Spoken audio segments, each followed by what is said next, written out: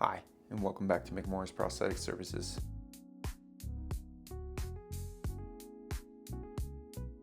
This week we're going into more vocab here, vocab part 2, 1.5. We're going to go back a little bit into some of the things that we talked about at the end of the last vocab and really focus on kind of socket componentry here for a minute.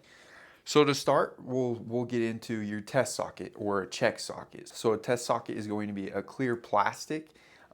If your facility pulls the plastic in the classic like bubble form drape way, it's going to be a PETG like hard plastic that again is clear so that your CPO can see through there and see where things need to be adjusted. Just makes things a little bit easier. If it's 3D printed, it'll be 3D printed with a PETG type of material. But it'll be a little bit less see-through, but you can still kind of see gapping and things like that in between.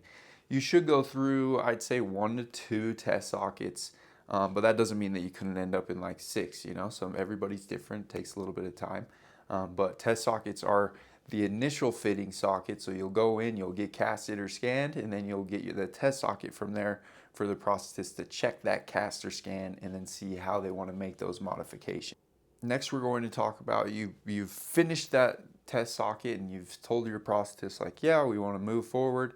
He's already selected what the suspension type is, but let's get into suspension types. So suspension is how the socket suspends and stays onto your body.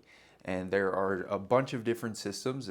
Each one has their own pros and cons depending on the situation you're in and where your limb volume is, and all of those different things play a factor in selecting what suspension your prosthetist is going to use.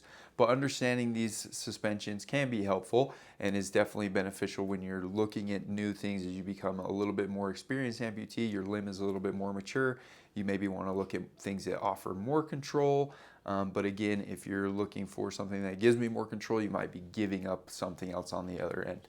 But we'll get into that one day. We'll start with suspensions here. So probably one of the most common types of suspension is for BK and AK, there is a pin lock system. So a pin suspension is basically there's a pin that is attached to the bottom of your liner, and then that pin has little ratchet grooves in it, and you slide that down into the bottom of your socket, which has a lock in there, and it clicks down into that lock, and that's what suspends it onto you because that pin is now locked into the lock and can't come out unless you push a release button.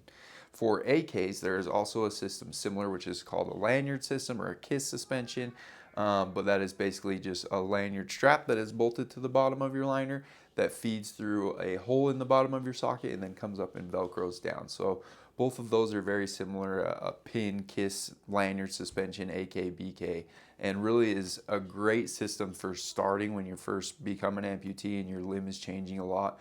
They really are helpful because you can add socks and different things to make up for that volume. And from there you would have a suction suspension. So suction suspension is exactly what it sounds like. You probably have a gasket ring that you either put on over top of your liner, or that is rings that are incorporated into your liner, and then you would use some sort of like maybe an alcohol spray to spray into your socket and then slide down in there, and then that would dry. Or you have a valve down in that you take out, slide down in, put that valve in, and now you've got a suction suspension. So suction, again, going back to control, it kind of adds less rotation because the socket is grabbing you all around. But again, you're maybe giving up some comfort when you're sitting, or when you're sitting in suction sockets. A lot of times I'll pop suction that way because my limb changes when I sit down. So pros and cons again, but that is suction suspension in a very small nutshell. And then the next step up from suction would be vacuum. So you have basically a suction system to some degree, probably not wearing rings, gasket rings, especially in the BK, below knee amputation level. You're probably just sliding into your socket, rolling a sleeve up over your liner and the edge of your socket, and that's creating a seal. And then you have some sort of vacuum pump system. There's the Autobach Harmony P4, there's a Willowwood 1, there's a bunch of different types of vacuums that could either be pulling as you're stepping on your foot, so it's incorporated into your foot, so that's got a little tube that runs up and it pulls air out of your socket as you step, and so your gate is really what is pulling that vacuum and creating your suspension. There's ones again like the P4, things like that, Willowwood 1, that are electric vacuum, so you push a button and it sucks the air out for you, and now that thing is vacuumed onto you. So those are some quick basic socket suspensions. There are other suspensions out there, and we'll get into them more down the road, but I feel like those are three of kind of the most common types of suspension and something that you'll probably interact with in the first couple of years after your amputation. If you go back to our last vocabulary video, we talked about medial, lateral, anterior, posterior. And so just a quick refresher, medial is towards the midline, lateral is away from the midline, anterior is towards the front, and posterior is towards the back. And so that's kind of how you orient your socket. But then from there, you have proximal, which would be towards the top of your socket, or distal, which is towards the bottom of your socket. And there you've got orienting your socket on top of a device or on top of a lamination plate, things like that. So you've got, here's my socket, here is the lateral wall, here is the medial wall. So you could have abduction, abduction, which would be that it was tilted away from the midline. Right?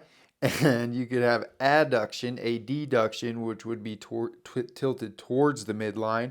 Then looking at the lateral side, you also can have flexion, which is tilted backwards, or extension, which is, rotating a little bit forward. You don't really want to be there, but that's just flexion and extension here. That's some quick suspension vocabulary, going a little bit more into what that is, building off of our last video, and then a little bit more of kind of just the terminology that your CPO might be using when he's talking to a technician in the back, or even, communicating with you at certain times. That's it for this week. We'll see you next time. Thank you.